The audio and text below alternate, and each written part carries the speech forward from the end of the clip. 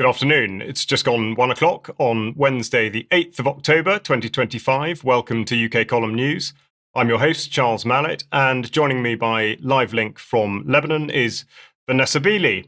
Now, amongst the things we'll be looking at in today's programme are the elections in Syria, the continuation, if we might describe it as that, of the Gaza peace plan, the coincidence of renewable energy statistics and indeed the steel industry, and what the Prime Minister of Israel, Benjamin Netanyahu, is doing, or at least thinking of doing at the moment, and some news about the censorship regime and the relationship with UK Column, but that will follow at the end of the programme. We're going to start, though, with the appointment of the 106th Archbishop of Canterbury, Dame Sarah Mullally, and the ripples that that has caused. Now, bearing in mind the ignominious nature of Justin Welby's departure, it may come as something of a surprise to learn that there could have been a greater degree of controversy from this appointment, but that is exactly what has happened, and I will walk you through some of the steps that give rise to this sort of sentiment. But first, we'll listen to Sarah Mullally after being appointed and what she said about her forthcoming ministry. Washing feet has shaped my Christian vocation. As a nurse, then a priest, then a bishop. In the apparent chaos which surrounds us, in the midst of such profound global uncertainty, the possibility of healing lies in acts of kindness and love. With humility and grace, we uphold and support those in need of our help. We do this to the best of our ability, in small ways and bigs, according to our own very particular gifts. That too is the service which I offer the Church today. Now, this might seem unfair, but not necessarily the words or intonation to inspire a nation, one might say, but she does make a point of referring to chaos and uncertainty, and whilst one may not be able to dispute that those are indeed present elements, what is she going to do in order to change that? And also, it was interesting to note her intonation of the words healing lies, as though she might be suggesting something other than she was apparently saying. Now, it is, again, worth saying that in comparison with Justin Welby, even, she doesn't necessarily look like an outwardly muscular Christian. She's unlikely to set the world on fire, or indeed those that consider themselves part of the Anglican community at the moment. The Anglican Communion. Now, what is very relevant, seemingly, even though it's relatively distant, is that in 1999, Sarah Mullally was appointed by the government as the chief nursing officer, a post which she held until 2004. She was ordained in 2001, of course, the year of the so-called foot and mouth crisis in the United Kingdom. And when she was Bishop of London in 2021, this is what she had to say about the COVID injections. She said, "The relaxation of restrictions on Monday is only possible because of the vaccination programme, which has reduced the percentage of those with COVID who became seriously ill or die. We're indebted to all who've developed and administered the vaccines, and we encourage anyone who has not yet done so to take advantage of the protection they offer." Now, this, of course, is redolent of the words used by Justin Welby, who, I paraphrase, said that Jesus would have got jabbed, which seems incredibly unlikely. Taking personal responsibility, she went on to say, means responsibility for our neighbour, not just for ourselves, and taking precautions to protect those more vulnerable than we consider ourselves to be. So she went on in this sort of vein, effectively foretelling exactly the direction that not just she, but the Church of England is likely to continue to go in with regard to towing the line in so far as the official narrative concerning, frankly, anything is concerned. Now, in her capacity as a nurse, she also has served as a director of the Royal Marsden Cancer Charity, And whilst there, part of her remit was to facilitate the funding of drug development, as well as Rapid Diagnostic Assessment Centre. And of course, we see now in 2025 that's exactly the direction that things have gone in, have progressed in. And I think something that's well worth drawing out is that not only this, but in the full accounts of the charity from the year ending 2007, which she's shown here as a director of, there was a surplus in the accounts of 19.1 million, and decided by the directors that they would invest such funds. Now, what I would like to point out is that they state explicitly that there was no restriction on the use of those funds, or at least the way in which they may be invested, except for a restriction on tobacco products. Now, it might be strange for an ordained priest, as she was by that stage, to put herself in such a position, except that it must be noted that this is absolutely consistent, broadly at least, with the policies of the church commissioners and the treatment of the Church of England funds. Now, there are two articles on the UK Column website which I've written about exactly this issue, the so-called ethical investment policies of the Church of England. First of all, shown on screen here, one dealing with the very limited restrictions concerning pornography, weapons, and embryonic stem cells.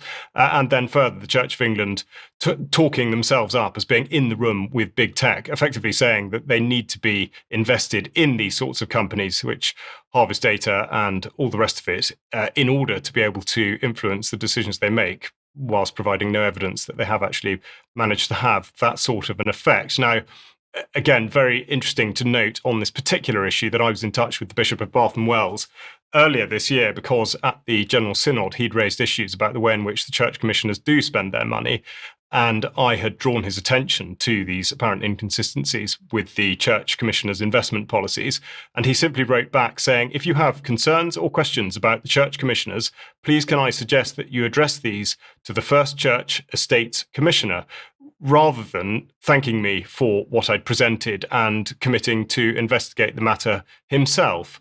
So it's not just the Archbishop of Canterbury that needs to be scrutinised. It's frankly anyone within the church hierarchy at a time where the Church of England has, in many respects, entered into a sort of a downward spiral, which tells a lot about the way in which British culture may be reviewed at this time. Now, going back to her Mullally's commitment and involvement with the Royal Marsden, it shouldn't be any great surprise to see that the Marsden is now, of course, referring to the power of vaccines to prevent and treat cancer. So it seems highly likely that the two disciplines of religion and science, which, of course, used to be certainly in the distant past, not necessarily separated from one another or not in conflict with one another, but then have become so. It looks like there is a reunion of sorts, although for a totally separate set of reasons. And then moving on to other issues, we've got the continued failure of the church with regard to safeguarding. And just to give an insight as to the way in which Mullally may have responded to any of this, we'll just look at a short video clip from 2023 of her being asked a question about the issues raised by some pride events. Chair, there is evidence of sexualisation and grooming of children at some pride events. What is the House of Bishops doing to protect children from that sexualisation at pride or from queer theory? Thank you. That does not relate to the original question, I'm afraid. It does. It's about the Bishop's position on Pride, Chair, and whether they're protecting children from Pride. They should have a position and be able to tell me. Because you don't want to protect children and you dare not speak against Pride or queer theory. Shame on you. Please. Now, if you're just listening and you couldn't see that, the response should have come from Bishop, as she was then, Sarah Mullally, but she stood there completely mute and didn't address the question or the concerns at all. Now, the articulation of all these various issues has been put very succinctly by the Global Anglican Conference, or GAFCON, and they've written a long statement in response to the appointment of Sarah Mullally, and I will just read some of it out because it does cover a number of the points. They say that the news has finally arrived after months of prayer and long waiting, but it is with sorrow that GAFCON receives the announcement today of the appointment of Dame Sarah Mullally as the next Archbishop of Canterbury. This appointment abandons global Anglicans as the Church of England has chosen a leader who will already further divide a split communion. And at this point, I should point out that the Church of Nigeria has publicly rejected Mullally's appointment for a host of reasons. First of all, that she is a woman, and also that she supported the blessings of same-sex unions. But to get back to the GAFCON statement, they say, due to the failure of successive archbishops of Canterbury to guard the faith, the office can no longer function as a credible leader of Anglicans, let alone a focus of unity. As we made clear in our Kigali commitment of 2023, we can no longer recognise the Archbishop of Canterbury as an instrument of communion or the first among equals of global primates. Now, these are fairly damning words. And they go on to talk about the specific failure of her to uphold her consecration vows. When she was consecrated in 2015, she took an oath to, quote, banish and drive away all strange and erroneous doctrine contrary to God's word. And yet, far from banishing such doctrine, Bishop Mullally has repeatedly promoted unbiblical and revisionist teachings regarding marriage and sexual morality.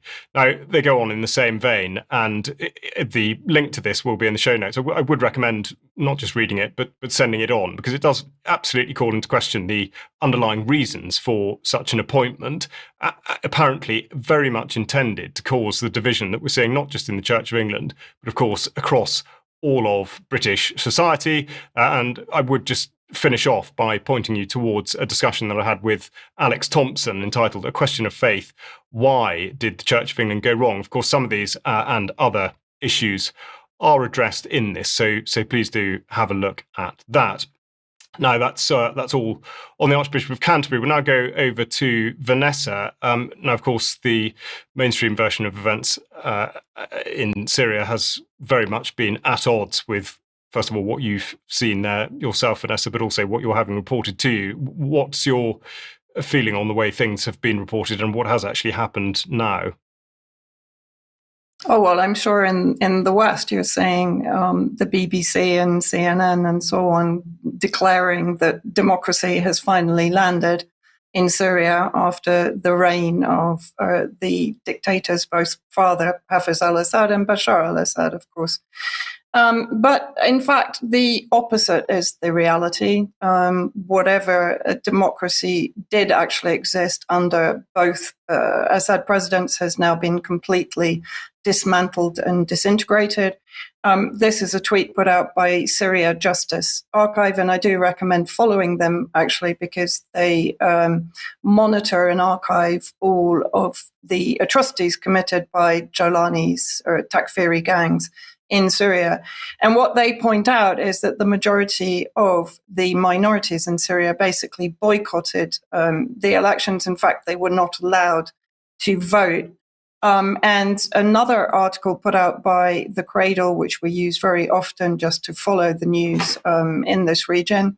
The new Syrian parliament, overwhelmingly Sunni Muslim male, following a controlled vote. So very few women, if any, in the eventual parliament. And I would actually change from Sunni to Takfiri, because the majority of those in inverted commas, elected were actually approved and selected by Jolani himself. This I covered in a recent article, which can be found in the Syria-centric section on UK column, Syria, the looming civil war, while external forces exploit the chaos. And this is the section in the article that we published actually before the election. So the number of seats in the People's Assembly will be 210, distributed among provinces according to their population. 70 members, even to begin with, will be appointed by Jolani, but the remainder will be selected by various subcommittees, selected by the Supreme Election Committee, which is appointed by Jolani. So that gives you a very good idea of the sheer corruption and ridiculousness of these elections, of course, again being heralded by the West, who brought Jolani to power, and Israel, as democratic elections. This little infograph, which people can freeze frame and have a look at, basically shows how dire the situation is. So effectively, only 6,000 people actually voted, 0.02% of the Syrian population. And those that were effectively banned from voting were in the areas of so-called conflict, as Jelani described them, which actually means, of course, the areas where Jelani is carrying out the massacres and the ethnic cleansing of Syrian minorities. And this map, again, which is rather sinister, but it shows there the black and grey, the areas that are now under the control of all of Jolani's henchmen selected by him in the so-called elections. And the greyer areas are basically Takfiri factions under his control. The rest of Syria, as you can see, didn't partake in the actual vote. Again, you can freeze frame it and look at the key there. This is interesting. This was actually in the Syrian Christian town of Al-Skalbia. If people who've been following my work at UK Column will remember that I reported from there many times, but if you can just leave it on screen for a second. When Skalbia, Christian town in northern Hama, was under attack from the very Takfiri factions that are now in control. And this was the candidate of a Syrian Christian town. Luckily, she wasn't elected, but I'd also like to point out that when there are claims that Iran is enforcing veiling in Iran, this is actually what is happening inside Syria itself. And then, of course, in the midst of elections, who turns up? None other than the commander of CENTCOM, Admiral Brad Cooper, and Tom Barrack, Trump's economic hitman in the region. Here, they're congratulating Jelani on the success of the elections. And at the same time, of course, they met with the Kurdish separatist factions in the northeast of Syria. And what they're pushing for, of course, is the integration of the Kurdish factions that control Syria's oil and agricultural resources in the northeast under Jelani's umbrella. Now, of course, the Kurds themselves, who do they basically represent inside Syria? The interests of Washington, Tel Aviv, and to some degree Russia, because of course the Kurds will be seen as the final link in the chain that will be David's corridor, that will go from the south of Syria to the northeast, using the Kurds as basically a link in that chain. And the final picture is the Kurdish factions meeting with the various CENTCOM officials. Now, of course, the Kurds will be used and weaponized against Turkey and against Erdogan's neo-Ottoman expansionist schemes. So very much they are a tool of empire, but particularly a tool of Israel and Washington in Syria. And what this demonstrates, because there have been clashes between the two factions, HTS, the Turkish-backed factions, and the Kurds, is that Washington is very much in control of events on the ground in Syria, and that, of course, is in favor of Israel. Absolutely. Vanessa, also, I think pertinent to this is the recent discussion that you had with Mike concerning sectarianism. Will you just give a sort of snapshot insight into that and encourage people to listen to it? Yeah, very much so. I mean, we discussed the similarities between what is now being engineered in the West that follows on from what has been engineered in the region, in particular in Syria, that prior to the coup of December last year was a secular, inclusive country. Now, of course, the sectarian divides are being not only orchestrated, but exacerbated by the West. Super. Vanessa, thanks very much indeed. There's so much for bringing democracy to the Middle East. Now we move on to a persistent, reinforcing a persistent point, which is that renewable energy is absolutely here and it is to be praised, and indeed it is to triumph. And the BBC are busy giving us the impression that it's now taken over from traditional or fossil fuel sources of energy, but I'm going to introduce a UKC Verify button here, because the BBC headline saying renewables overtake coal as world's biggest source of electricity is not exactly founded in fact, and the devil, as always, is to be found amongst the detail. So the first thing to point out, of course, is that this claim does actually include nuclear power, which hides the inherent instability of the forms of renewable energy. This comes from a report printed by Ember, which concerns only the 6-month period at the beginning of this year, but also, and very specifically, we see it on screen now, the Global Electricity Mid-Year Insights 2025. Now, this graph, confusing as it may be, and I'm not necessarily going to go through the detail of it, but basically the green bit on the left is concerning solar and wind, and the demand on the right, the increase in demand, is shown to be outstripped by the increases in solar and wind. So the main point to fall out of this is that we're talking about the increase in demand. We're not talking about total demand or total supply. So the way in which this has been spun, not necessarily by the BBC article shown on screen, but certainly by the way in which it's being reported verbally and in a broadcast news sense, is not, strictly speaking, an accurate reflection of what Ember is putting out. And of course, it is also worth bearing in mind that with statistical analysis, one can create the impression that almost anything is actually happening if you happen to select the right time and the right things to look at. Now, that's not to dismiss entirely what has happened, but just to set the context, I will show you the energy dashboard from 9 o'clock this morning, which gives you the generation mix from the United Kingdom, and that is very much at odds with what's being reported, because, of course, we see on the right of the diagram shown here that over half of the energy supply is being provided by gas, with only 17.8% coming from wind and an absolute fraction from solar. And of course, the point to drop out of this, bearing in mind that the whole point of renewable energy, so we're told, is to reduce carbon, when they of course mean carbon dioxide. But the carbon intensity here is described as being very, very high. So in actual fact, the way this is reported is fairly disingenuous. Now, to move on to something that might seem unrelated, but is in fact very much connected, we're going to go to the European Commission, and they've made an announcement on what should really be described as protectionist steel tariffs. I should just point out that their front page of their website at the moment can't resist but refer to the speeding up of AI uptake in industry and science, but that's slightly by the by. So they say the Commission proposes a plan to protect EU steel industry from unfair impacts of global overcapacity. Now, in their statement, they speak about presenting a proposal to protect the EU steel sector from unfair impacts of global overcapacity, a vital step towards ensuring the long-term viability of a strategically crucial industry. And they carry on in that tone. Now, all well and good, but it's somewhat at odds with the way in which they reported the tariffs introduced by the US administration back in March, when they said that the Commission regrets the US decision to impose such tariffs, considering them unjustified, disruptive to transatlantic trade, and harmful to businesses and consumers, often resulting in higher prices.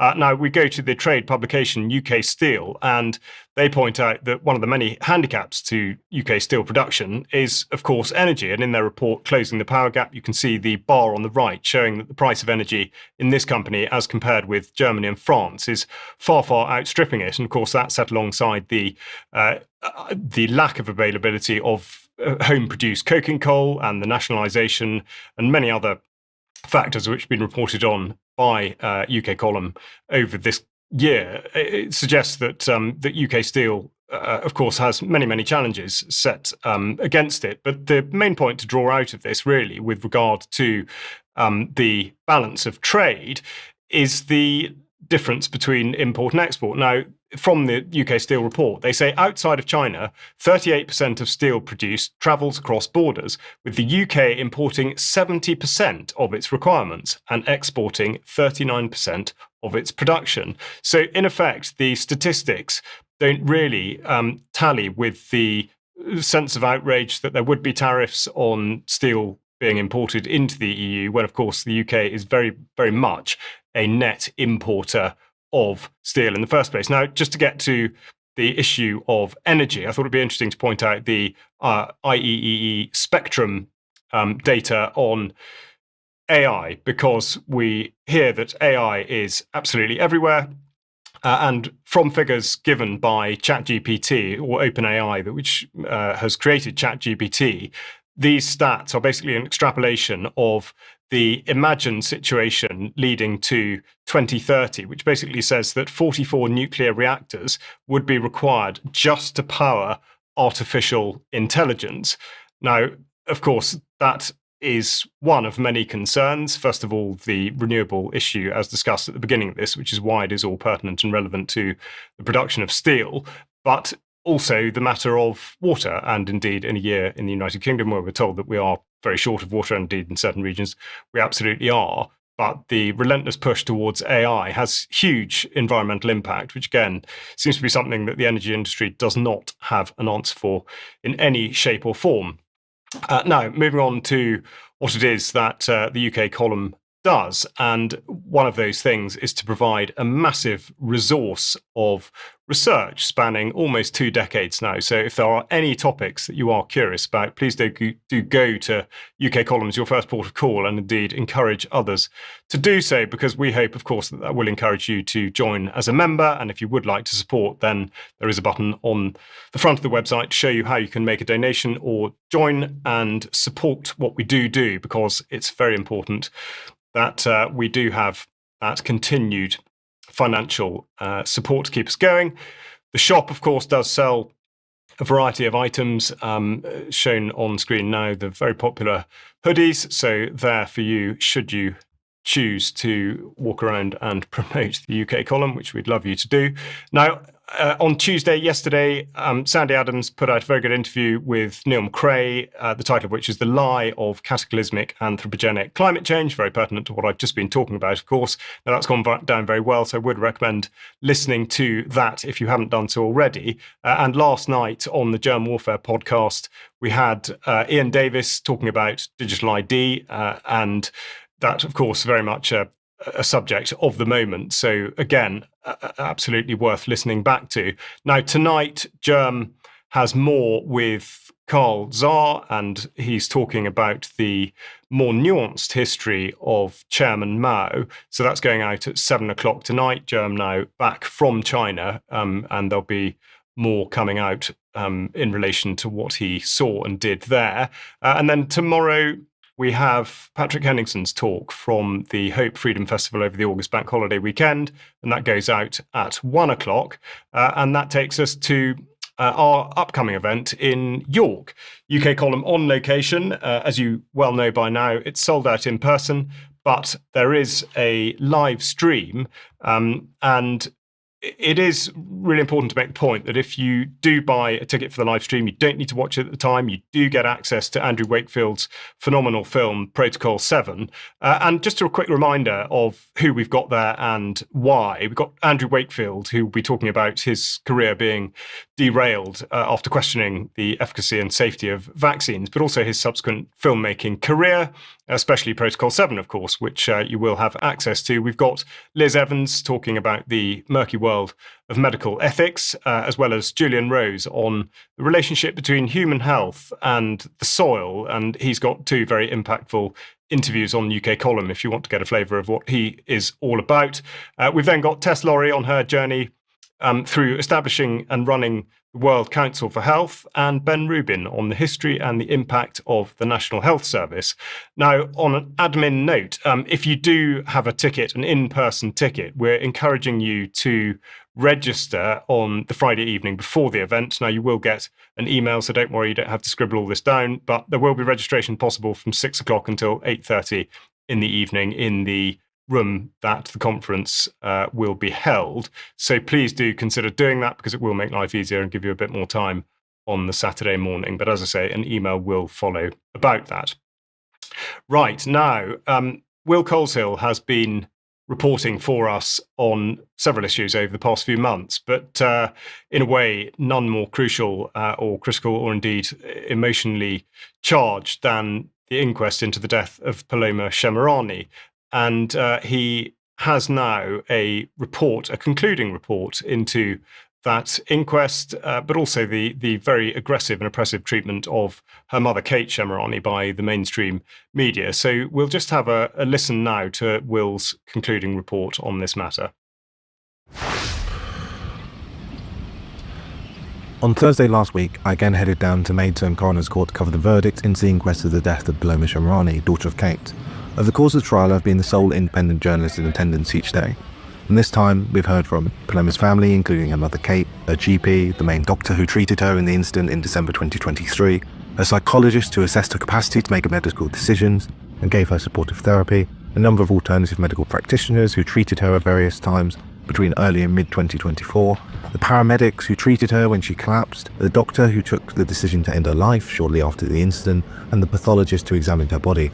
Since my last report, we've also heard the testimony of another pathologist who spoke on the post-mortem and questioned the lack of further testing, which would, she said, have enabled a clearer picture of alternative therapies available.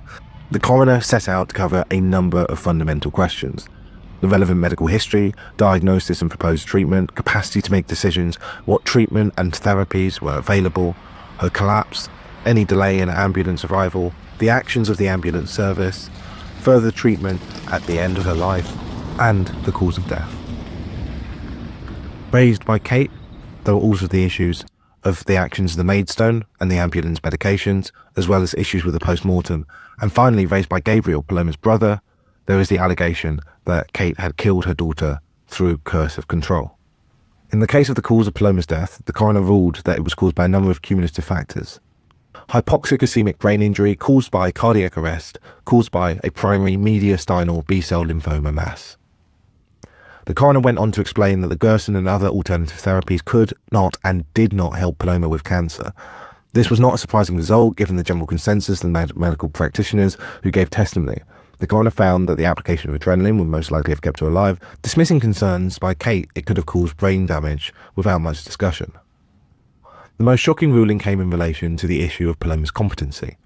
Although the coroner, as expected, ruled Paloma to be competent to make decisions legally, having been provided comprehensive evidence that Paloma was able to make her own decision, she had posited that Kate still held a role in her daughter's death. Citing that other people collaborated with Paloma in her testimony to the High Court, she essentially threw all of these signed documents out as invalid. This is particularly controversial for multiple reasons. Firstly, these are the most clear statements of Paloma's intention and signed by her. Secondly, because it is common practice to collaborate on the wording of legal documents. And thirdly, because these line up with sentiments expressed in Paloma's diary in her own handwriting. The coroner has alleged that Kate, who cared for her daughter during this time, preparing food and driving her to appointments, acted as a medical practitioner. In particular, she cited that Kate directed Paloma to various medical practitioners or alternative therapies. As such, she said that Kate, by this role, acquired a duty of care which was derogated by the fact that she did not counsel Paloma to engage with conventional medical therapy. This is particularly unexpected considering Paloma continued to meet with her GP, for example, and with other medical practitioners, such as a cardiologist, seeking a referral. As such, Paloma had the opportunity to engage with conventional medical practitioners, as was evidence in court, which, should she be competent as evidence and ruled, would seem to enable her to be able to make her own decision against conventional medicine. With regards to Paloma's ability to form a clear picture and have informed consent, one of the most significant factors appears to be the decision to reject the scan to indicate progression or regression of the mass. I was privately told by friends and family Paloma wanted this delayed until after she had defeated her brother in the High Court, something which she did not live to see. Further, the coroner has ruled that Paloma was convinced by Kate, again, despite Paloma's competence, that she had been poisoned against her consent from almost the moment she was first given drugs at the Maidstone Hospital in December 2023. The coroner accepted seemingly wholesale the testimony of Dr. Mohan, who, of course, left the country subsequently after her day in court, seemingly never to return. In contrast, she derided the testimony of Kate. Very little, if anything, was made of the lack of a consent form for the drugs, to which we heard Paloma had an extremely bad reaction and sickness, and which hardened her against conventional medicine. This ruling appears to place a trust in the NHS, which contrasts with the systematic and commonplace NHS malpractice most starkly exhibited in recent years. As such, in a controversial ruling, the coroner has accepted nearly every piece of evidence against Kate and ruled that Kate, in essence, contributed to Paloma's death, whilst dismissing nearly everything in her favour. However, the coroner stopped short of declaring Kate guilty of unlawful killing, citing the involvement of other people who she could not deliberate. This has been a protracted inquest filtered almost entirely through the lens of mainstream media. As mainstream propagandists such as Mariana Spring capitalise on this judgment to pursue their political agendas, unanswered questions remain as to elements of the ruling, which will certainly cast doubt upon its veracity as the full picture in the eyes of many. This is Will Coleshill, reporting for UK Column.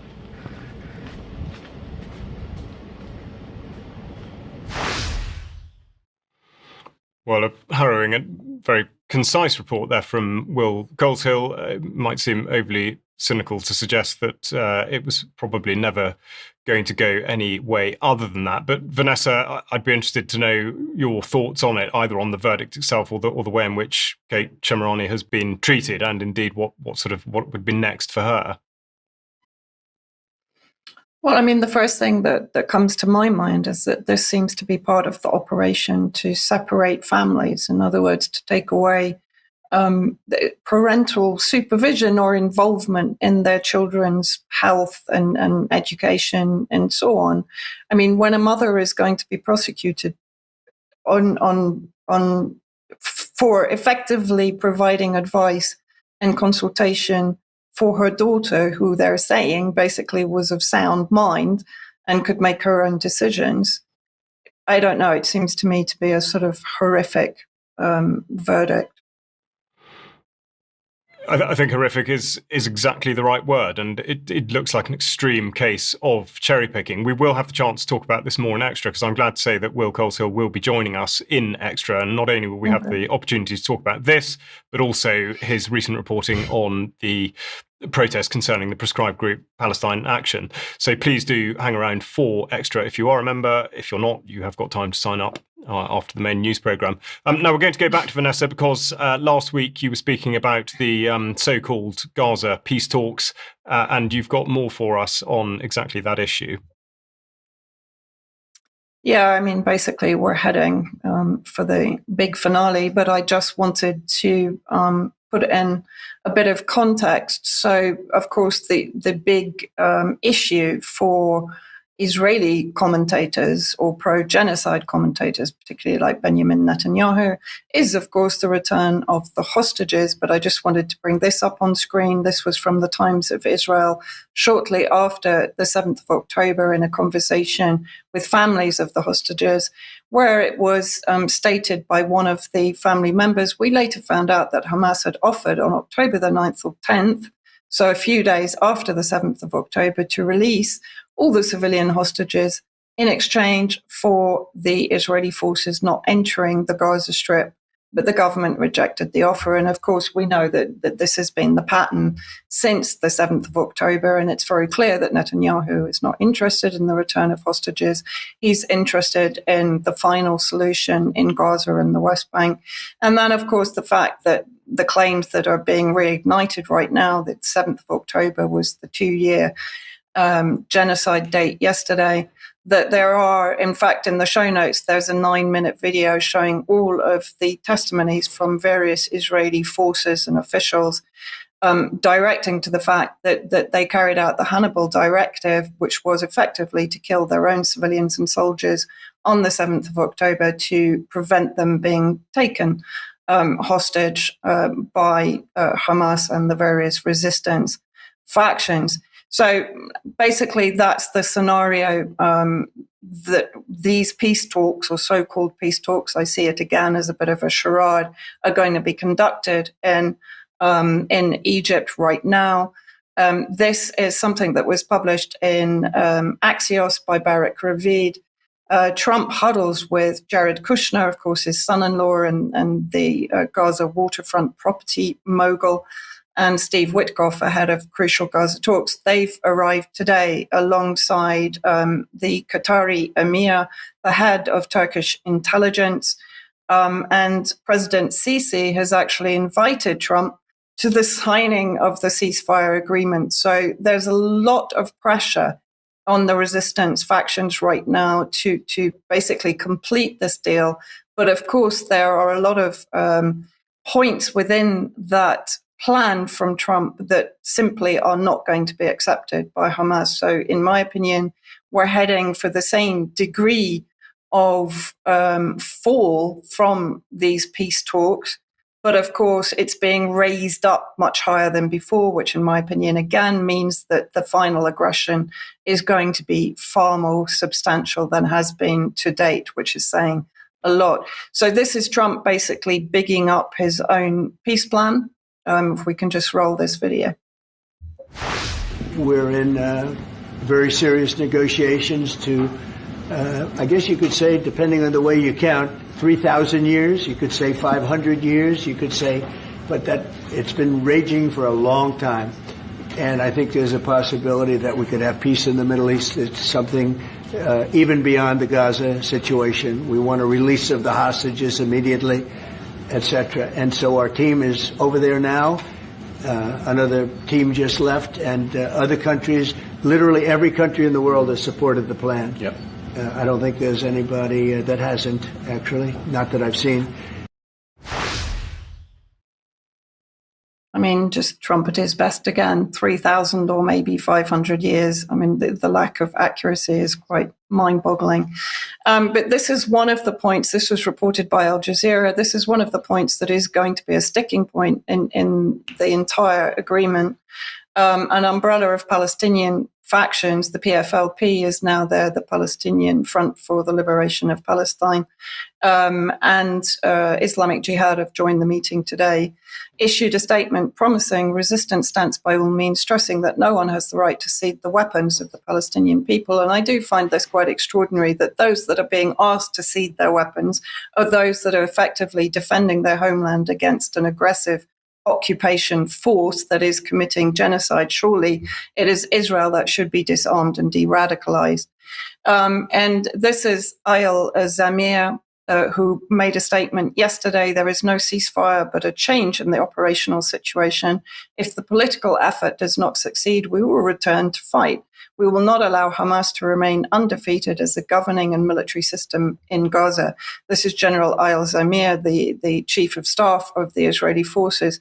Now, interesting, there's been a lot of criticism of President Putin's reaction to the Trump plan from many within independent media. Of course, China and Russia have until now failed to impose any kind of economic boycott on the Zionist entity. In fact, China is increasing trade with Israel, not only with Israel, but also with Arab nations that have normalized relations with Israel.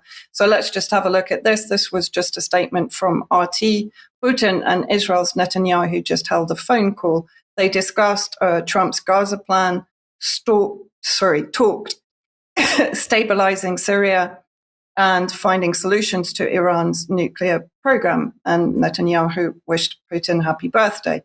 Now, what's interesting, at Valdai Club, Putin was asked about the plan. He not only basically approved it, despite not having received approval from either Hamas or the Palestinian Authority, who, of course, according to the plan, are going to be sidelined alongside Hamas. He pushed again the two-state solution that we know is meaningless right now.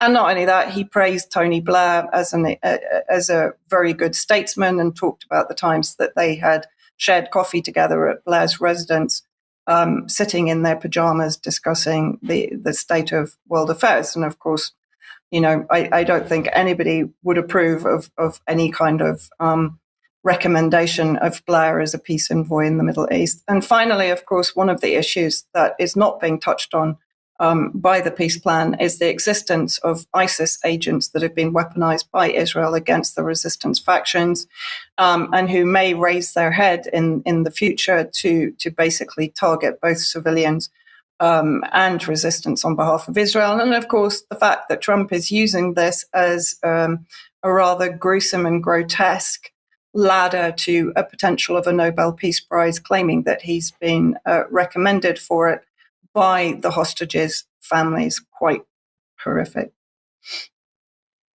It is indeed, Vanessa. I think we'll come back to that in extra for sure. There's a lot to talk about there, but thank you very much indeed. Now, we'll come back to the United Kingdom, and indeed we will have a look at part of the government website, which you may not necessarily be familiar with, and that is the Accelerated Capability Environment, ACE, which describes itself as solving rapidly changing digital and data challenges facing law enforcement and national security agencies, and they bring together expertise from industry industry and academia to innovate collaboratively and create mission impact at pace. You can imagine the tone with which it continues, all of which could be entirely meaningless.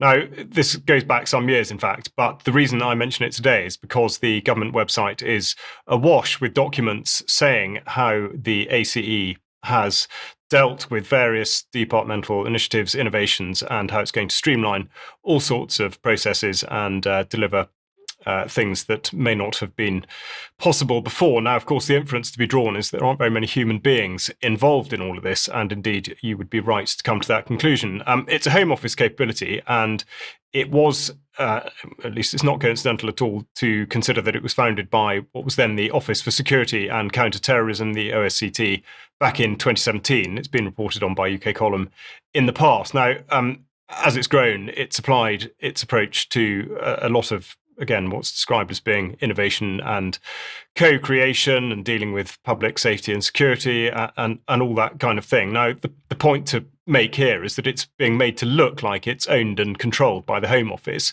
But, of course, that's not so. It says that it's powered by Vivace, a community of multidisciplinary organisations and experts drawn from industry and academia who collaborate to deliver highly innovative solutions at pace. In other words, corporations involved in data harvesting and all sorts of technological innovations and advancements, which are going to be controlling on behalf of the Home Office things that pertain to all aspects of government. Now, we listened to Ben and Brian talking about Tony Blair's sort of intervention, suggesting how AI can improve every aspect of government without really being able to articulate how during Monday's news programme. And this seems to be exactly what's being referred to here. There should be a number of concerns falling out of it, but specifically with regard to policing, because they're talking about creating an AI lab for policing. Now, it almost seems like it would be made up because this is to deal with the crime that has resulted from generative AI in the first place, but they say it'll play a significant role in shaping the police service of the future, bolstering capabilities by making investigations more sophisticated and efficient, as well as freeing up officers' time. Now, going back to who controls or owns this capability, and with the police operational, a very important criteria of operational independence in mind, it is, again, hugely concerning. This looks like an investigation process would not only be owned, in effect, perhaps in name by the Home Office, but in actual fact by private corporations, which would have an extraordinary amount of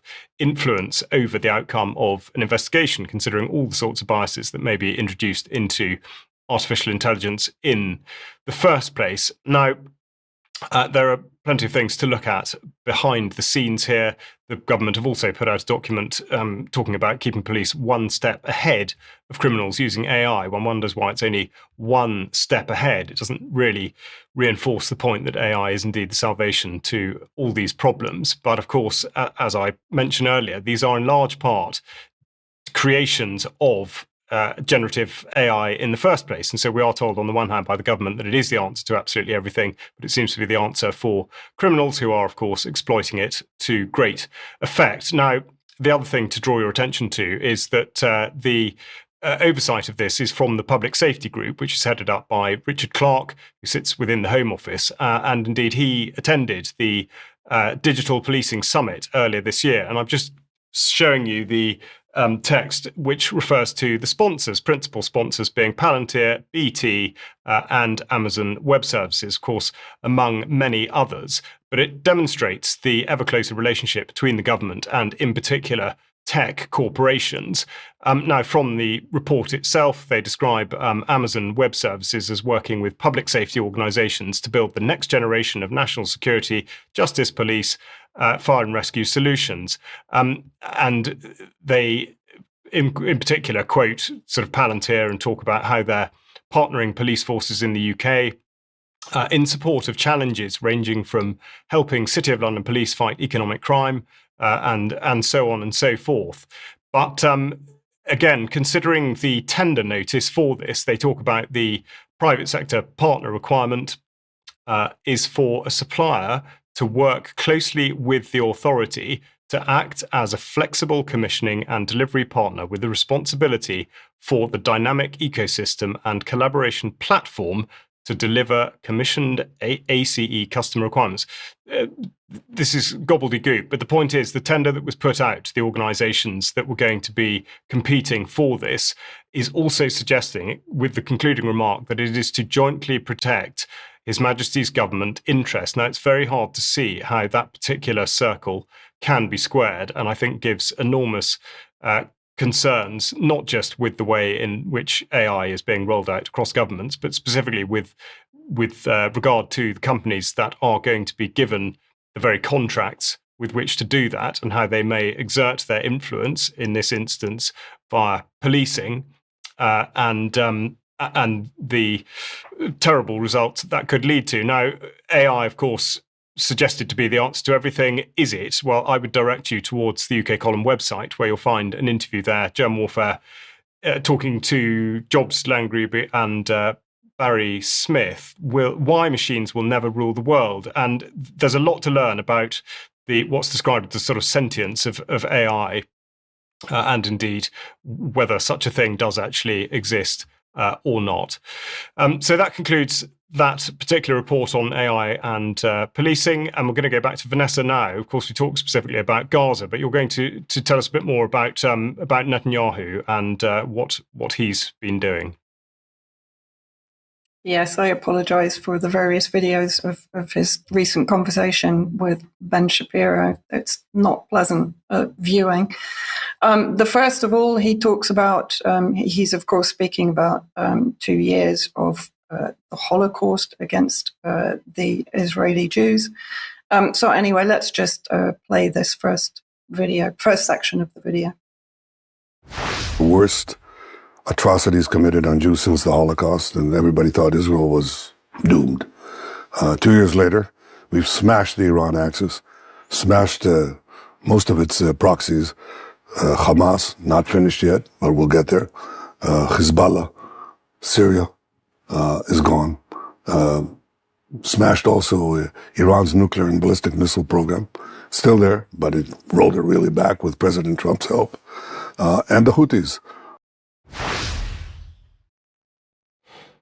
Now, of course, these are not the words of someone that is working on a peace deal, and of course they never have been.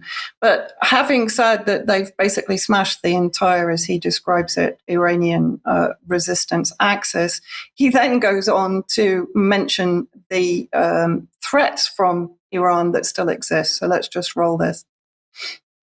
Shared the labor, and we achieved this neutralization of Iran, which could blackmail every American city. People probably don't believe it, right? I don't believe it. Oh, we're far away, right? No, you're not. Iran is developing now ballistic missiles that are intercontinental ballistic missiles for 8,000 kilometer range. What does that mean? They add another 3,000 kilometers, and they've got under their atomic guns, in New York City, in Target, Washington, Boston, Miami, Mar-a-Lago. So what this does appear to be doing, of course, is lining up for a potential false flag to reignite war against Iran.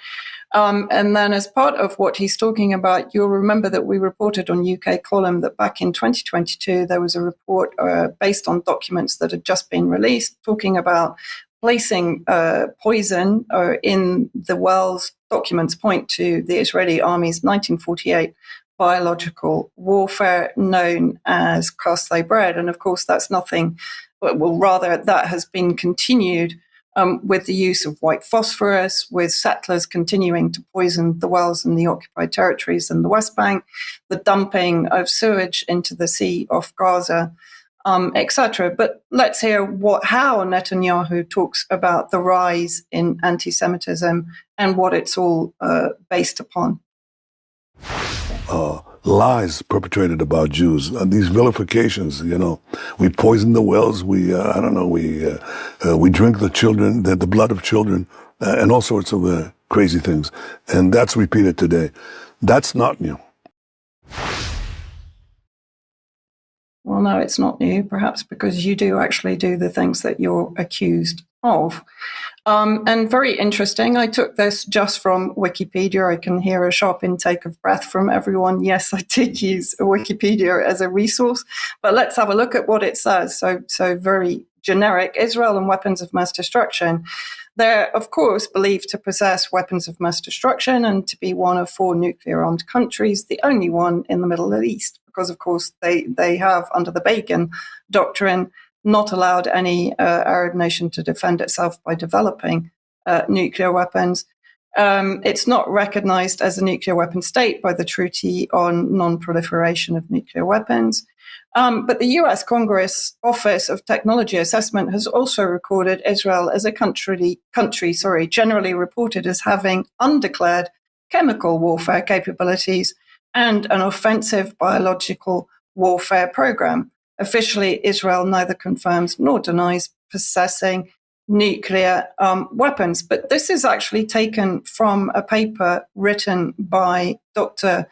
Avner Cohen back in 2001. Very interesting. I recommend reading the whole paper.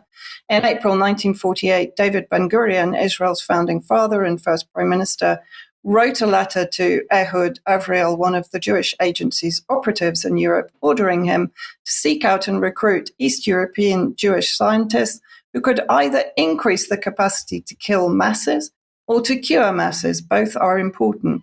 One of the scientists Avriel recruited was a 30-year-old epidemiologist and colonel in the Red Army named Avraham Marcus Klingberg. In the time, Klingberg became one of Israel's leading scientists in the area of chemical and biological weapons. He was among the founding members and subsequently the deputy director of the Israel Institute of Biological Research. So they clearly have offensive weapons of mass destruction. And let's hear Netanyahu talk about that. That's defensive weapons. What about offensive weapons? Well, I can tell you we shared it with America, but I can't share it with you. Okay? The most advanced offensive weapons on the planet, things that none of the superpowers have, developed by Israel, shared with America. That's very important because, you have to be strong. Everybody understands that. That's what President Trump says, and he says it correctly. Peace through strength. You got to be strong in order to get the peace. So Israel helps with offensive and defensive technologies, but also Israel helps with intel. So if I have to make a prediction, every time there is some kind of ceasefire, it generally means, as we saw with the ceasefire with Hezbollah back in November 2024, which led to, of course, the fall of Syria, we see Israel effectively pivot towards another area in the region. And in my opinion, it's going to be Iraq, also potentially Yemen and Iran.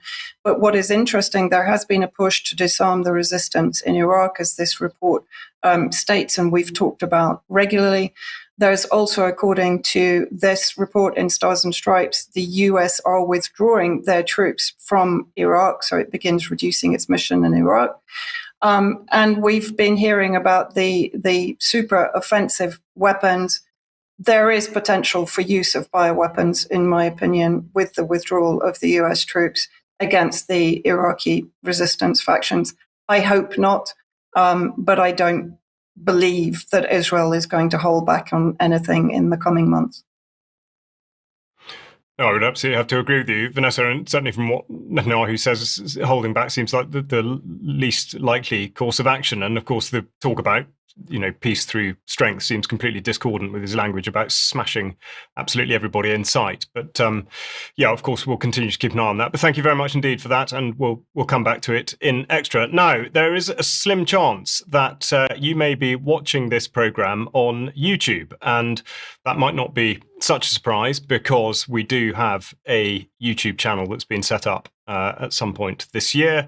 But in 2021, the original YouTube channel that belonged to UK Column was removed for a host of reasons. It's been a long-running battle. And this morning, Mike Robinson discovered that it has been reinstated.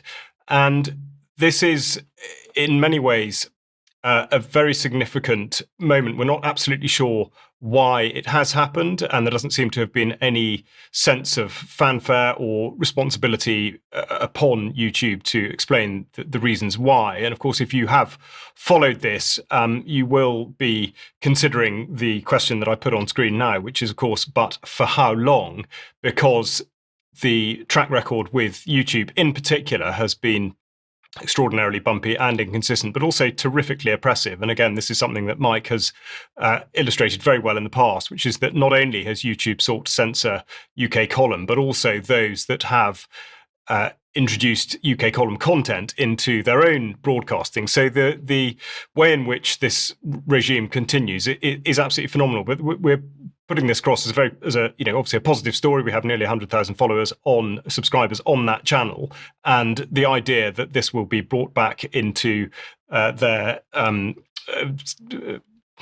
think of the word, my apologies, but people will be able to view it in a way that they couldn't before is great news. Now, if this strikes you as sort of slightly out of context, you're not quite sure what it's all about, then I would encourage you to go to the UK Column website and look at the censored section, which charts a course throughout all of this. Now, just before we close, I'll just ask Vanessa for a quick comment on the relationship with YouTube in particular in this extraordinary era of censorship in which we now are forced to operate.